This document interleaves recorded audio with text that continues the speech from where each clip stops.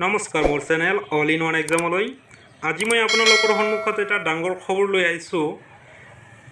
July মাহৰ 30 তাৰিখত শিক্ষা মন্ত্ৰালয়ে এখন সংবাদমেল সংগঠন কৰে আৰু সেই সংবাদমেলতেই এখন কথা প্ৰকাশ কৰে যে নাথাকিব মেট্ৰিক পৰীক্ষা আৰু 4 ভাগত বিভাজিত হ'ব বিদ্যালয় শিক্ষা ব্যৱস্থা।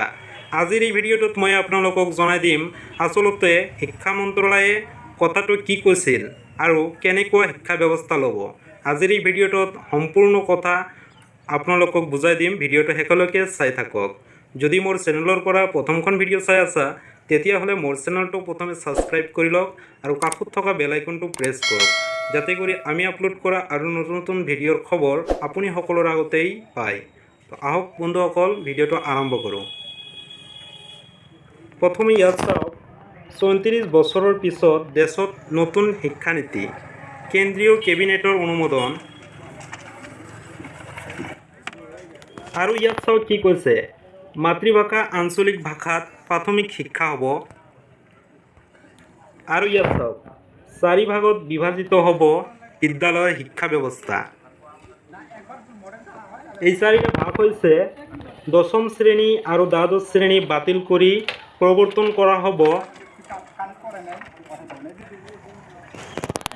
প্ৰথমে হ'ব 5 বছৰীয়া শিক্ষা ব্যৱস্থা, তাৰপিছত 3 বছৰীয়া, তাৰপিছত আকৌ 3 বছৰীয়া, আকৌ 4 বছৰীয়া শিক্ষা ব্যৱস্থা হ'ব। এই 4টা ভাগত বিভক্ত। তো ইয়াত চাই লওক আকৌ কি কৈছে, নাথাকিব মেট্ৰিক পৰীক্ষা। 9ম শ্ৰেণীৰ পৰা দ্বাদশ শ্ৰেণীলৈ 8টা ছেমিষ্টাৰ, অৰ্থাৎ 9ম শ্ৰেণীৰ পৰা দ্বাদশ শ্ৰেণীলৈকে 8টা ছেমিষ্টাৰ হ'ব, মেট্ৰিক পৰীক্ষা নাথাকিব। ইতিহাস হ'ল মানৱ সম্পদ উন্নয়ন। শিক্ষা মন্ত্ৰালয়ে কৈছে নতুন নাম হ'ব শিক্ষা মন্ত্ৰালয়। আৰু ইয়াতে কি কৈছে চাই লওক, 2021 চনৰ নতুন মন্ত্ৰালয় ব্যৱস্থা 2030 চনৰ ভিতৰত সম্পূৰ্ণ কাৰ্যকৰী হ'ব নতুন শিক্ষানীতি।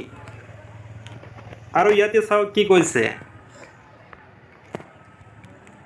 পূৰ্বৰ 10ম আৰু দ্বাদশ শিক্ষা পদ্ধতিৰ সলনি নতুন ব্যৱস্থা থাকিব। 5 বছৰীয়া, 3 বছৰীয়া, আকৌ 3 বছৰীয়া, আকৌ 4 বছৰীয়া পদ্ধতিত।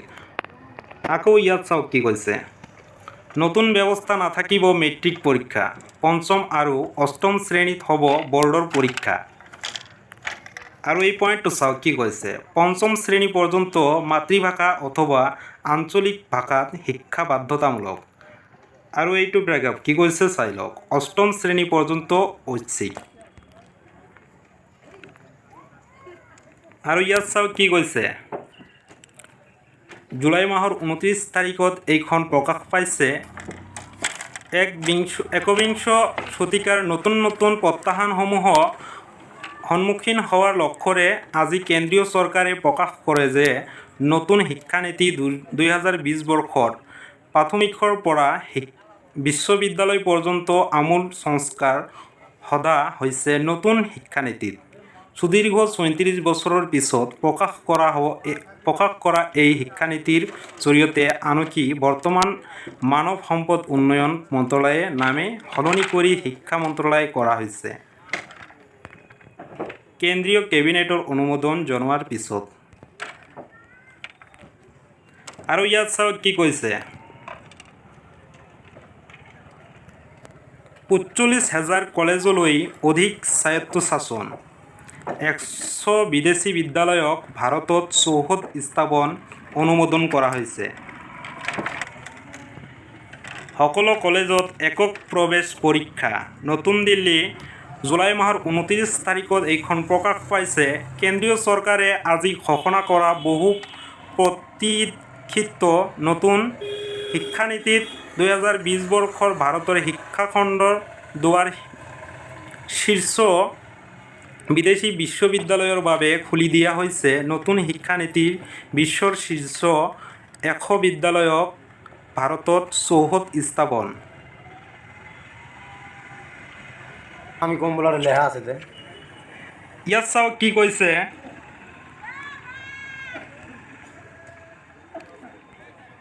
কেন্দ্ৰীয় গৃহ মন্ত্ৰালয়ৰ গুৰুত্বপূৰ্ণ নিৰ্দেশনা, নস্য খাদ্য আইন প্ৰত্যাহাৰ, খুলিব জিম, যোগ কেন্দ্ৰ, 31 আগষ্টলৈকে বন্ধ স্কুল কলেজ শিক্ষানুষ্ঠানসমূহ থাকিব। আপুনি হয়তো নিশ্চয় গম পাইছে যে স্কুল কলেজসমূহ 31 আগষ্টলৈকে বন্ধ থাকিব। কেন্দ্ৰীয় মন্ত্ৰালয়ে এইখন নিৰ্দেশনা জাৰি কৰে যে 31 আগষ্টলৈকে বন্ধ স্কুল কলেজ আৰু শিক্ষানুষ্ঠানসমূহ।